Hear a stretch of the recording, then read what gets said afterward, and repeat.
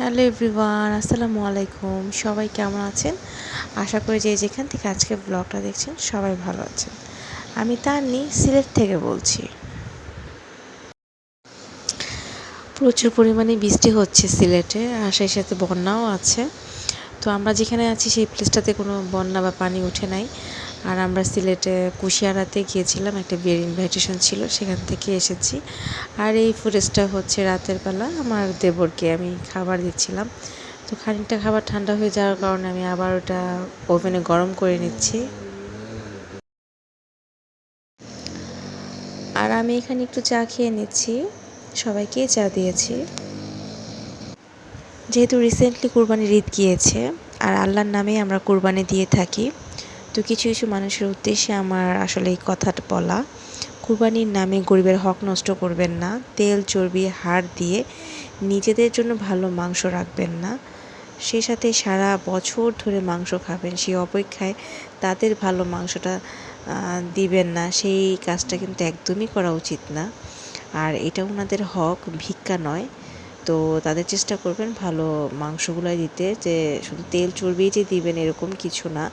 আরেকটা কথা, আপনি কাউকে দিলে আপনারটা কিন্তু কখনোই কমবে না, বরঞ্চ সারা বছর আল্লাহ আপনাকে তার দ্বিগুণ ফিরিয়ে দিবেন। আমিন।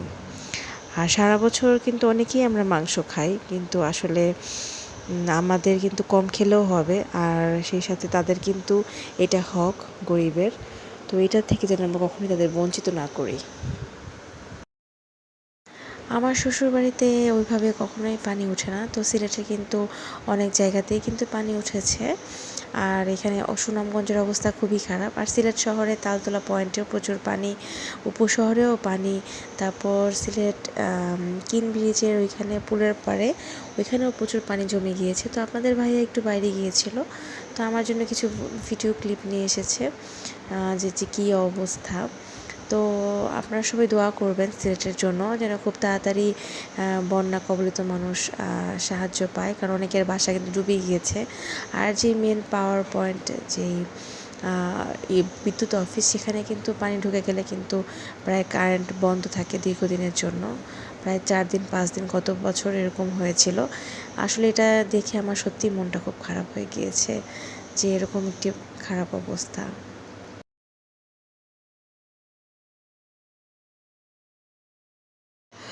আরেকটা কথা, প্রতিবেশীর কুরবানির পশুর সাথে নিজেদের পশুর তুলনা কখনোই করবেন না। প্রত্যেক কুরবানি দাতাই চেষ্টা করে তার সাধ্যের মধ্যে সর্বশ্রেষ্ঠ পশুটি কেনার জন্য। আল্লাহর রাস্তায় কুরবানি হওয়াটা বড়, সামর্থ্য অনুযায়ী প্রতিটি পশুই সেরা এবং শ্রেষ্ঠ।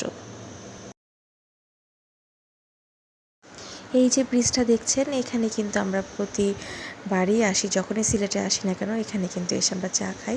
এই জায়গাটা এত পানি কিন্তু কখনোই থাকে না, বন্যার জন্য পানি অনেক বেশি ভরে গিয়েছে। তো আর এই পাশে হচ্ছে সাইডে চা বাগান, তো এবার চা বাগানেও যাওয়া হয়নি বৃষ্টির জন্য।